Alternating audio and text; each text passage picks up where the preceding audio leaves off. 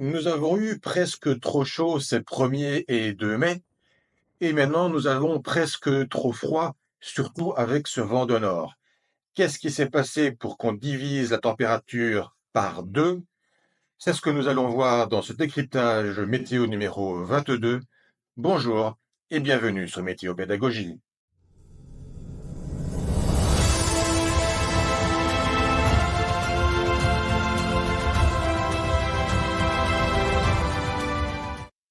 Avant toute chose, j'aimerais d'abord tous vous remercier.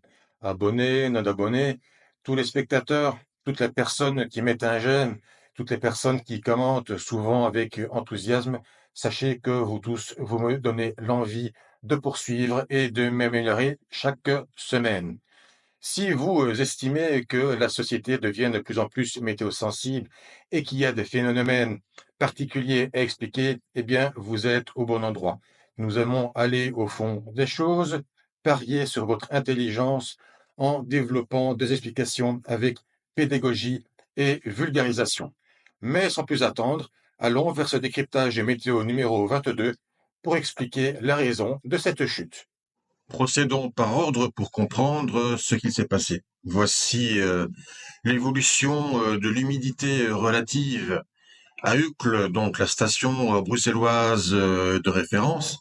Donc le 1er mai 2025, on constate que aux petites heures du matin, on était effectivement à 70-80% de taux d'humidité, mais qui a évidemment très vite diminué en allant vers le maximum, et on s'est dirigé vers des niveaux de 25% d'humidité, ce qui est quand même sacrément bas avec des températures de 27-28 degrés. Ce n'était pas aussi bas malgré tout que ce qu'on a connu plus au début du mois d'avril, où on a enregistré des températures, certes, bien élevées entre 20 et 25 degrés, mais à ce moment-là, on était en dessous de 20% d'humidité. Normalement, plus il fait chaud, plus il fait le taux d'humidité. Et ici, il faisait un peu moins chaud et il faisait plus sec.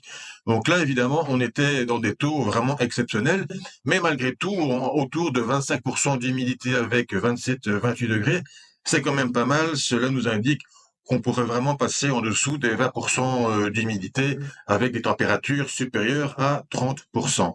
Mais donc, évidemment, eh bien, il est plus facile de chauffer une atmosphère et une surface avec un taux d'humidité plus bas, parce que donc à ce moment-là, eh bien, une partie du rayonnement solaire n'est pas utilisée pour assécher la masse d'air. Deuxième élément à ajouter au dossier, eh bien, c'est la température dans toute l'atmosphère. Vous avez ici le radiosondage d'Idar Oberstein dans l'ouest de l'Allemagne pour le 1er mai 2025 à 12 heures UTC, Greenwich, donc 14 heures heure nord de la France et du Benelux. Donc, Idar Oberstein est la station avec radiosondage qui est quand même le plus proche de nos régions. Et donc, vous avez en abscisse donc les isothermes. Attention en diagonale. Donc là, vous avez 20 et 30 degrés. Et en ordonnée, vous avez la pression, donc vous avez l'altitude. Et vous avez deux courbes. La courbe de température sous abri, classique, et puis vous avez la courbe du point de rosée. Je rappelle que le point de rosée, c'est la température à laquelle il y aurait de la rosée, donc de la condensation. Ce qui veut donc dire que si vous avez un grand écart, par exemple quand vous avez entre les 400 et les 700 hectopascales, c'est-à-dire entre 3000 et environ 7000 mètres, là vous avez un grand écart, donc ça veut dire que l'air est sacrément sec. Vous avez un petit rapprochement du côté de 800 hectopascales, mais d'une manière générale, vous avez environ 15 degrés d'écart entre le point de rosée et la température sous abri. Donc ça veut dire que d'une manière générale, le profil de ce radiosondage est sec, ce qui vient donc rajouter aux conditions vraiment remarquables qu'ont connu le nord de la France, le Benelux, l'ouest de l'Allemagne, etc. Et aussi le sud-est de l'Angleterre. Donc si vous avez un air sec, non seulement au niveau du sol, mais aussi dans toute la troposphère, eh bien évidemment c'est encore plus simple d'avoir un réchauffement de la masse d'air. Cet air sec, il ne vient pas de nulle part. Vous avez là une carte de l'anomalie de pression d'altitude qui permet donc de distinguer les grands ensembles en Europe.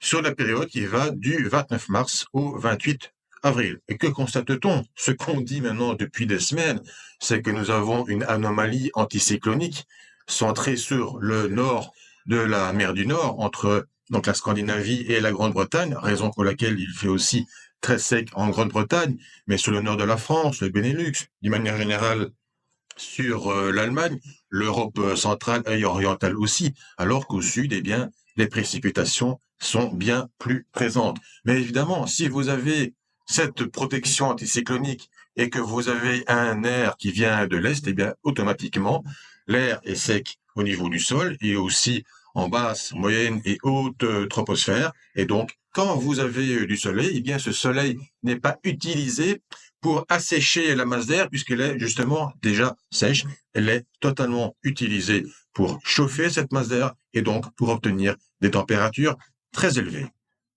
Immanquablement, tout ceci s'est donc traduit par des températures au minimum remarquables, si pas exceptionnelles, donc le 1er mai en Belgique avec un maximum de 29,0 degrés à Anvers, donc son aéroport de Deurne, mais beaucoup de stations sont montées à 27 ou 28 degrés.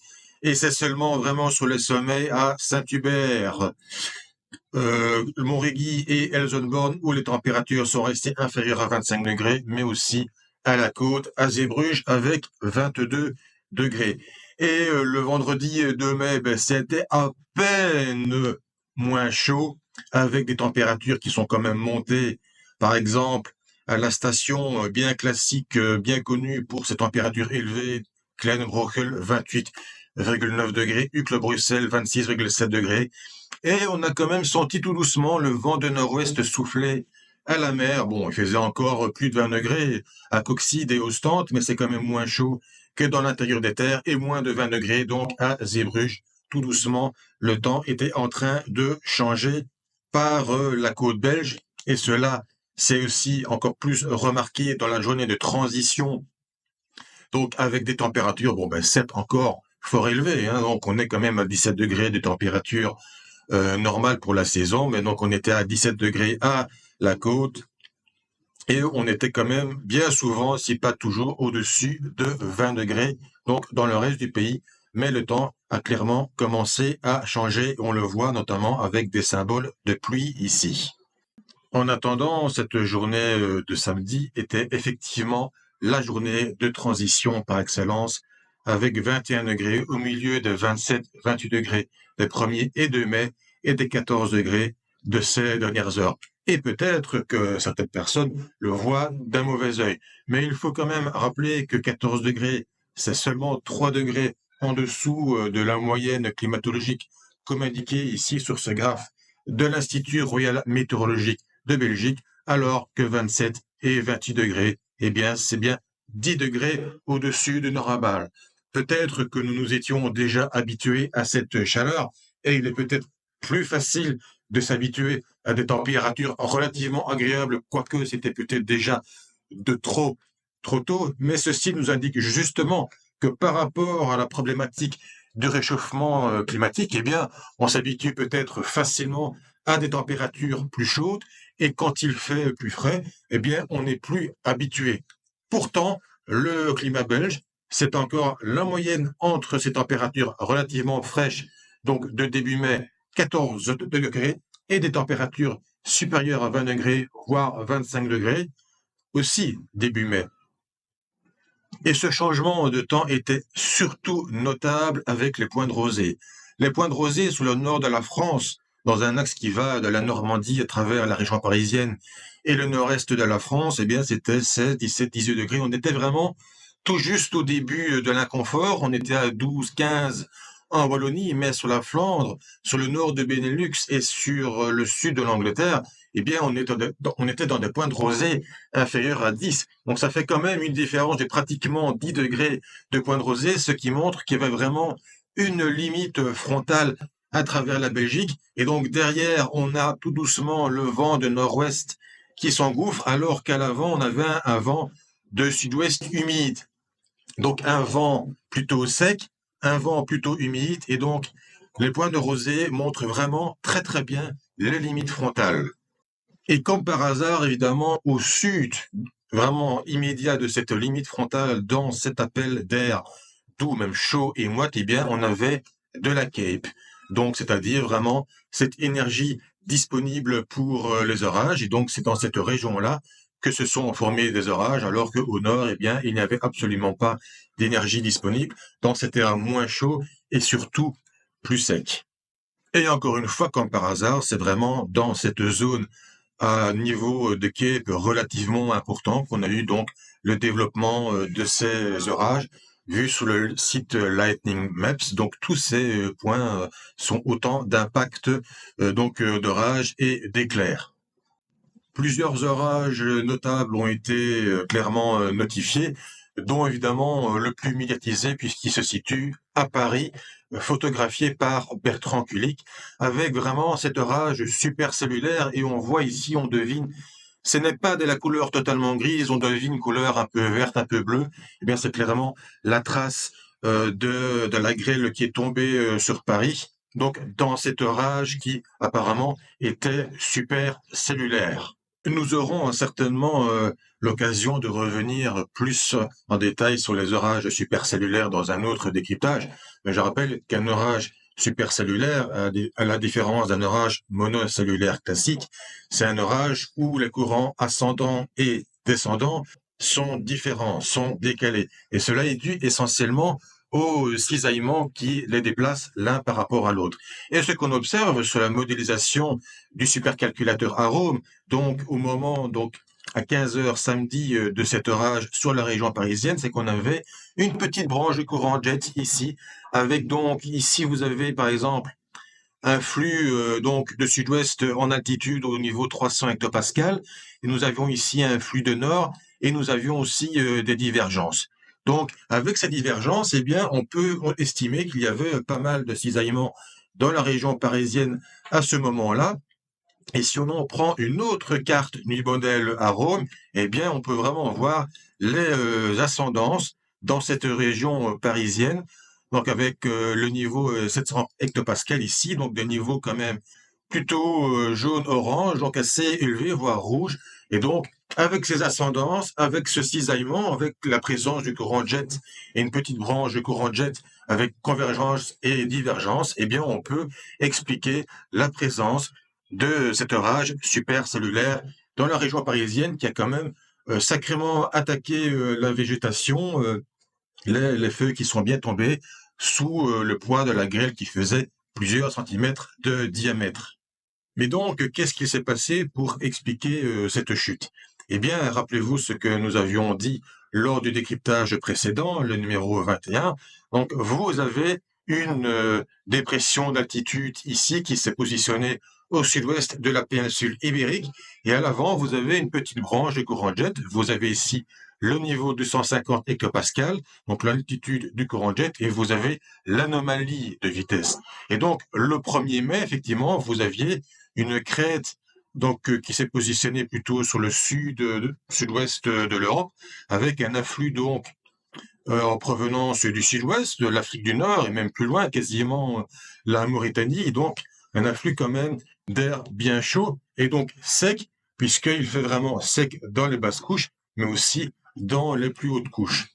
Mais ce que vous avez aussi, c'est que vous avez des flux méridiens qui circulent depuis l'Amérique du Nord avec une branche de courant jet et une autre crête anticyclonique qui se développe à l'arrière donc du creux d'altitude. Et ce qu'on va voir avec la carte du 3 mai, eh bien donc, c'est que tout simplement, ce courant jet est descendu vers le sud, la branche du courant jet elle aborde quasiment le Benelux, et on a effectivement la goutte froide qui est un petit peu remontée pour organiser la limite frontale avec les orages, mais on voit quand même que la branche du courant jet nordique est plus puissante, la crête qui se forme donc au nord de la goutte froide est quand même assez puissante et a permis l'enfoncement de ce vent de nord sur l'Europe du Nord-Ouest et aussi ensuite sur la France.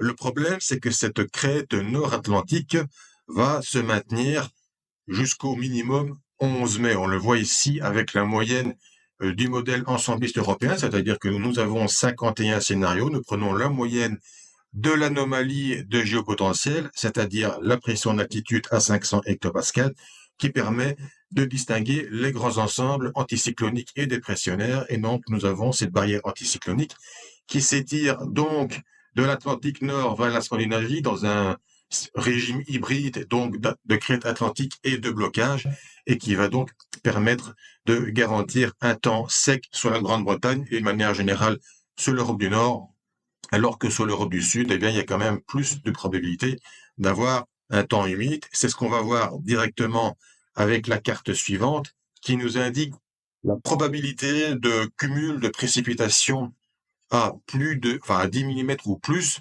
sur la période de 300 heures, c'est-à-dire jusqu'au vendredi 16 mai, selon le modèle ensembliste européen. Donc, c'est toujours une moyenne avec cette zone sur la Grande-Bretagne, l'Irlande, le nord de la France, le Benelux et l'ouest de l'Allemagne, donc qui est en bleu, c'est-à-dire avec une probabilité inférieure à 25% d'avoir ce cumul de 10 millimètres.